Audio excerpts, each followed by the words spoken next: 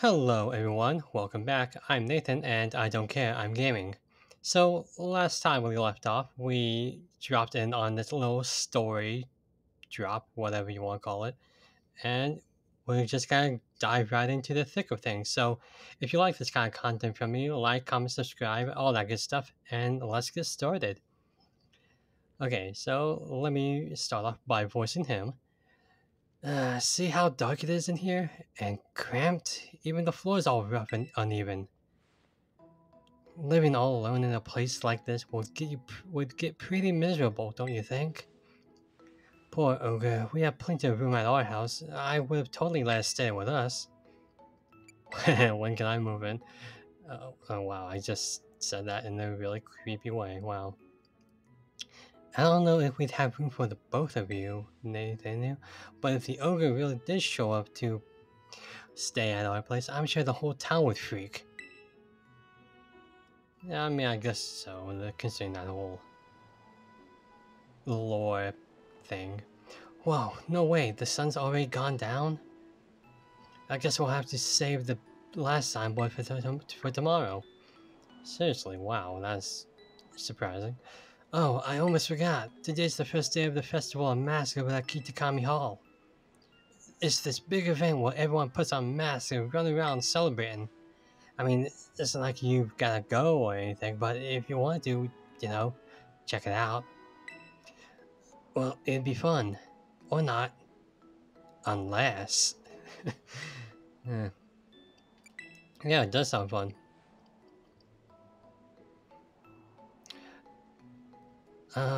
I can show you. This is a nice kid. He's not bad. He reminds me a lot of Wally. You know, he's just really soft spoken, but he's getting there. He has a very calming personality, let's say. There's just a few things we'd have to get ready first, so we should swing by my house before heading to the festival. We live in the northwest corner of the village. Let's see, I could maybe draw a map. Oh, your Rotom phone. Yep, that's what I've been using. Because I get lost pretty easily.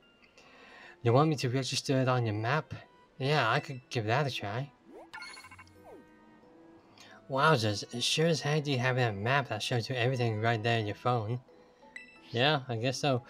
Don't give off your information to strangers, kid, though. Like, that's probably not the wisest decision. I'm gonna go ask if I can get a Rotom phone someday. Alright, be right behind you. If you want to head to my family's place first, see ya. Oh dear. Alright, so... that's all fine and good and all, but... oh. Can we head in here? Wow, we can. Not a big place, but, you know. Okay. So... what I wanted to check out before anything was see if I could... if I had... maybe I could... wait, we're not at the restaurant, are we? I was thinking about changing the type for rolls, but I do not think that would be possible right now. Well, anyway, I also left off last time. Restores the HP of itself and its ally. Does this only work in double battles, or am I thinking incorrectly on that assumption? I don't know. I also left off talking about One Piece and how I think the only things I talked about were some of the stiff acting, the absolute great performance by Buggy and some of the other characters. Okay, this thing is not cooperating. Let's see if... there we go. So, I want to take this episode to actually talk about the real important stuff. The, namely, the main characters. So, the main characters are not bad. I wouldn't say they're fantastic. Okay, strictly speaking, as their own thing, they're still probably fine. So Luffy. Luffy is played by Inaki Godoy, and I hope I'm saying that right, but I'm probably not. Let me check my map first. And I really admire his commitment to the role. He really does embody a lot of Luffyisms, like, you know, being hungry all the time and having, you know, that pivotal friendship thing about him, where he's all about friendship and uh, Nakama and all that stuff. And he plays that role really well. I think my issue is not with Godoy himself. He's pretty good, but I think it is some of the problems are in the writing, and he just has some of these weird lines, and a good handful of them are just things that you really don't expect Luffy to say, and that's not a problem because it's clear that Godoy wants this to be his own Luffy. He doesn't want it to be a manga Luffy or an anime Luffy, and that's fine. But it's just that these lines are super weird, and it might be on the writing itself. I also don't particularly find the effects on his Gum powers to be particularly great, but they work for what the world is, being, you know, being a very goofy but still pretty down to earth adaptation of this world. Oh, hey, Swanner. Oh, that thing. Oh god, it's chasing me. Jesus. Oh, that was terrifying. Oh, come on. Real swans are dicks. They are not nice. Man, so I guess that's pretty on brand for Swanner. But yeah, Luffy is... yeah, I think he's just okay. Though I will say his... Oh, hello, Norbert. I will say that his... no, not Volby. Rockruff. Man, I'm not finding a lot. Great. And again, I'm trying to find, like, other Pokemon that would... I'm namely trying to find good raid dens. I think that's what this episode would be, as I'm mostly going to be talking about One Piece, probably. So... yeah. As I was saying, Luffy's... well... The thing I really do enjoy about Luffy's performance, or rather his character, I suppose, is his wardrobe. His wardrobe is pretty spot on, and yeah, again, the costume designer, which I don't know the name of, but I'm pretty, like, I heard the name before, but I can't for the life of me remember it right now. Luffy's costume designer really nailed it.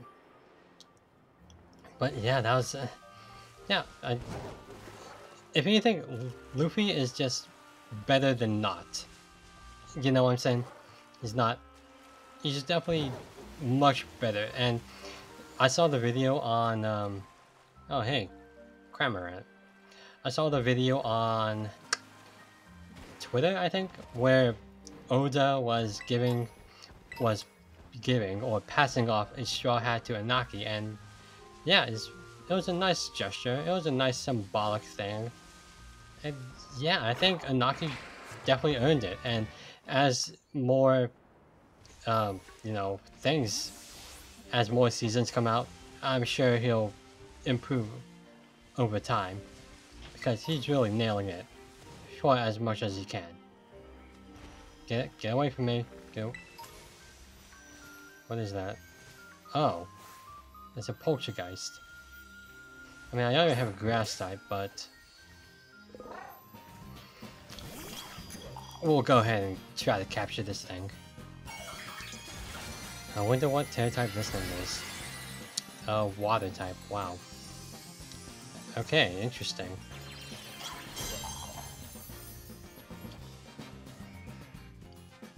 And correct me if I'm wrong, but is this the evolution of the base Pokemon, or is this the base Pokemon to the evolution?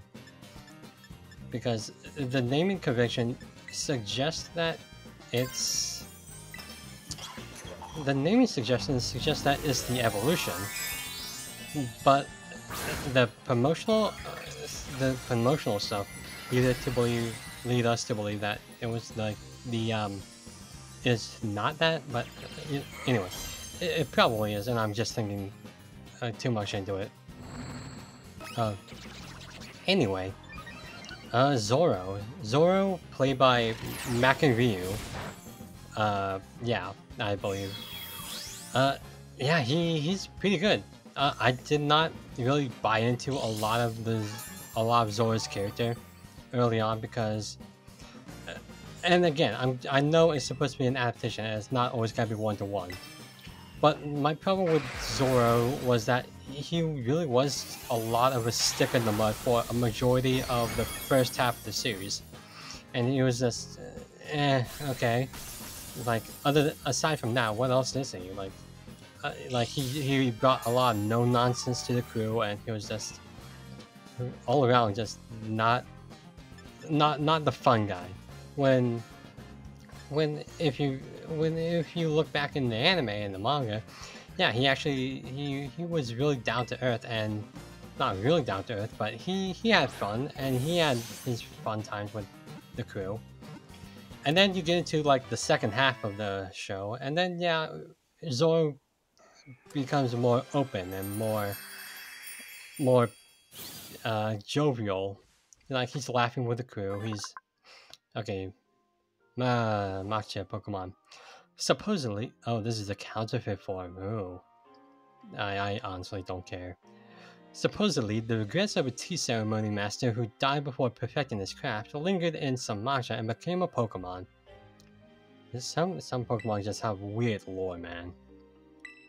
I'm probably not gonna use this thing, but I guess we can give it a nickname. Cha. Again, it's not really inspired, but I don't plan on using this thing in the first place, so... Okay, so this is the base form. Interesting. I would not have expected that, I'll be honest. I mean, I guess it was a 50-50 thing, but... Because you'll notice that Sinisty... don't worry about that. Sinisty was, you know, the base of Poltegeist. And then, you know, it's whatever. I mean, I generally don't care. But yeah, Zoro. Again, he was pretty... He was very much stick in the mud for a lot of the beginning, but as he opened up, you had a nice scene between him and Nami where they're trying to learn more about each other, and I thought that was a good scene. There's an Arbok. Weeping Bell. Let's see what this fire thing is. Ribombee. Ribombee's not even that good of a Pokemon in the first place. It's not like I'm opposed to it, but yeah, I don't think it's gonna help us at all. And yeah, and I think what really sold me on Zoro was his battle with Mihawk, and yeah, it was really well done. The battle itself was well choreographed, but honestly, I thought the camera angles were a bit distracting. But that might just be on me. Like, there's a lot of tentacles that go behind it, so I'm not gonna complain about that. But then, yeah, it was until after the battle where you have Zoro and Mihawk, and then you just had this sense of real failure from Ryu's loss as Zoro, and it was really humanizing, I would say. Politoed, wow. It was really humanizing for Zoro. And I know, like, a lot of Zoro in manga and anime was already pretty humanized, but this time in particular, it actually did get me. it was really good. Makaryu really nailed that. So props to him on that. Nami. Nami played by Emily Rudd. I'll be honest, I'm not particularly a fan. She does well. She does great as Nami. When it's Nami. So I'm not sure if a lot of people noticed, but this Nami is very, very sarcastic. And that's not to say that Nami wasn't sarcastic. She was. But more than anything, that she was very much scheming. She was very much a player who very much wanted to be a player more than a pawn. And yeah, you saw some of that in the Arlong Park arc, which is well done, by the way. But then you also had, and then you also had Emily Rudd herself, not herself, sorry, Emily Rudd as Nami, playing up as this very sarcastic, very no-nonsense character who doesn't really take a lot of fun out of anything. And I was like, I'm not so sure about that, because Nami can be fun. She can be wily. She can be scheming, and there are moments of that with her. But I don't think enough to really save the performance. I'll be honest. I know she's trying, and I know she's doing her best, because well, she's not really doing that bad of a job in the first place. She's still a great actress, and it's just maybe it's the direction, maybe it's something else. Like, it's just the fact that it's just this very sarcastic performance that really, it doesn't bother me. It's just more weird. It's a weird choice for me, because you'll notice that a lot of female characters in some media are very sarcastic, and wow, Illumise break out, okay, it's fun. Like Wednesday, or I don't know. Well, I'm currently blanking on any, but I'm sure if you think about some certain shows that, yeah, you could probably see where I'm coming from. Because yeah, a lot of them are very sarcastic, and that's not to say it's a terrible personality trait, because you know it could be funny, but it's not particularly engaging when you also have to, you know, be your own thing, because it's just not it's not that engaging when everyone else is doing it, like April Rudd, not April Rudd, yeah, April from Parks and Rec, or who else? I'm sure other people. I can't.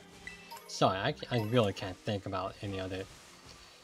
But aside from that, what else about Nami kind of bothers me? Well, the fact that Arlong Park, her backstory wasn't that well done, guys. I really don't think it was. They really skipped over a lot of things in Arlong Park. Like, and some of those omissions you can kind of get. Like, yeah, you can't cover everything. Like, and it's understandable within 2 episodes covering an entire arc. But the backstory, which I believe was the strongest of the Arlong Park, really didn't feel like a lot. Like, it just didn't feel like anything. It felt like a lot of nothing. Like, you have one scene with Nami and her family, and another scene of Nami arguing with Bellamere, and then another scene of Bellamere dying for her children. Like, I feel like there's a lot more build-up and a lot more heart put into the anime and manga. And I know, like, you can't keep comparing the two because it's like, it's just ridiculous. But I just don't think it's that. It just wasn't built upon well, I think. I think they could have dedicated a little more time to the relationship between Bellamere and Nami. And then there's the other thing about the arc. The fact that the village wasn't in on Nami's whole scheme. Like, that actually really did bother me, because I think some of the heart of that arc was the fact that the villagers still had Nami's back, despite like her seemingly backstabbing them, and like, and they already knew, because that's just how they were. But then you have in this arc, in the live action adaptation of it, that's not it. Everyone just vehemently hates her guts, and then when it's revealed that it was all a scheme on Nami, and they like honestly feel bad.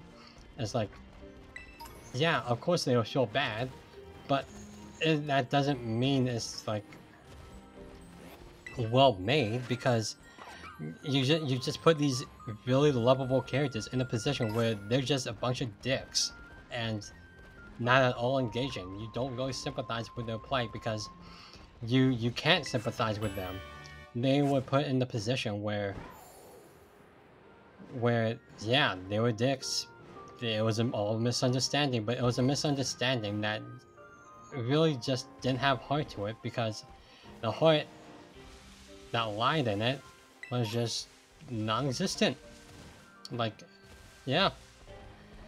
Like, I know I'm not putting this in a well-formatted argument, but I really do believe that those two elements to the Arlong Park saga arc, whatever you want to call it, were the pivotal moments for why One Piece was more than just another manga.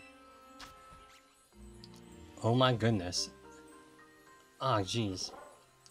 Ah, Lampent. I already have a ghost type, so I don't think I want to use it, but I love Lampent. I love that line. It was like my second shiny in Sun and Moon was the Litwick that you could get out of the island scan, and it was such a surprise, and it was just such a pleasant surprise. It had the best stats, it had a great ability, it had honestly really cool colors, because shiny Sangilua is awesome, and it was just it was like the perfect Pokemon throughout. Like, not throughout, but you know, it was like it's one of the trophies of my Sun play, my whole Sun game, really. But I am not catching any Pokemon right now. I really need to find it. I'm sorry, I need to really hunker down on this. A lot of Steel type terrors. Let's check those out. Well, let me get back to what I was saying about Arlong Park. Yeah, not this. Okay, so the things I do like about Arlong Park are Arlong himself. He is a bastard. He is well acted, and everything about him is just well done. I don't know the actor's name, but he was just perfect. The battle between Shu and what's his name? Usopp. I don't know why I forgot that. Was really well done. Carbink. Huh. Maybe we can work with this. Yeah. This does not sound like a terrible idea.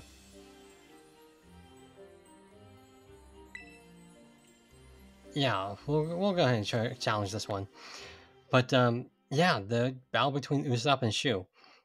I think in the manga and anime, I really like that fight, because, you know, it shows off Usopp's personality and his fighting techniques really well. And in this one, yeah, he does it pretty well too.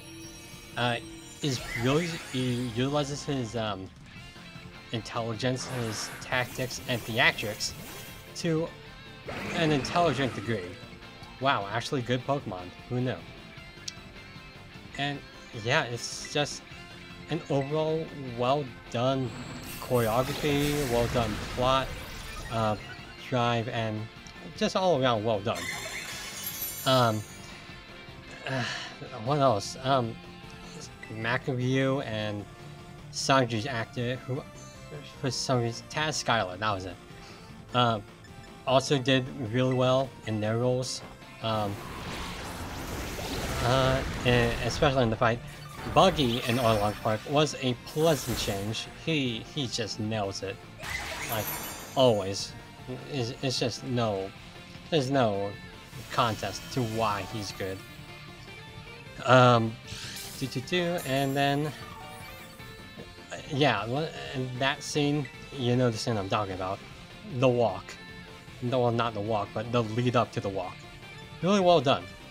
Like it was well shot. It has great tone, and it was just overall exciting. Even though it ultimately didn't actually lead to, you know, the walk. The action was good. Luffy versus Arlong was really well done, and yeah, I think the ending to the arc was pretty good too. It wasn't great, but you know, because it also ends on like a quote-unquote cliffhanger, I suppose you could call it. Because, well, it wasn't. Well, it is not letting me click. I promise you. There we go. Let's just go ahead and do this. Yeah, the conclusion was a bit clunky, I will say, but I think it was a good cliffhanger-esque kind of deal, where you don't mind it because you know they're setting up for the next season, and yeah, it was yeah pretty good overall. Now considering all things, now that a season 2 is confirmed, but aside from that, I think Orlong Park was like a solid 6.5 maybe. Oh dear, Moonblast. I did not think of that. Oh boy. Let's see.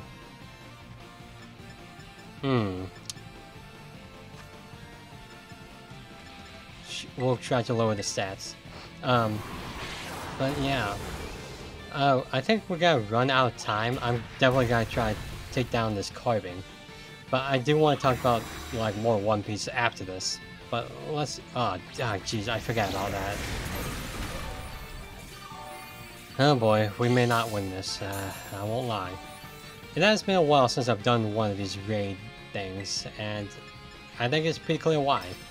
I am not good at them. But aside from that, we'll go ahead and, well, we either lose this or we don't. So, I would not consider anything a win, because, well, a win would assume that I had a gain out of this. And right now, it is not feeling like I am. But, oh man. But I think what really gets me about Nami as, well, there we go.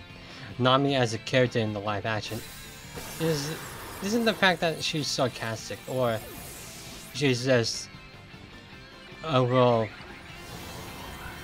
a lot of her story or backstory or just duds, but it's the fact that it just doesn't feel like Nami, you know? And I know it's weird saying that over and over again, but again, it is that whole, she's not as much of a schemer, she's not as fun. And I know that in like the original One Piece, she also had to hold back some because she didn't want the crew to know about her story or all that stuff.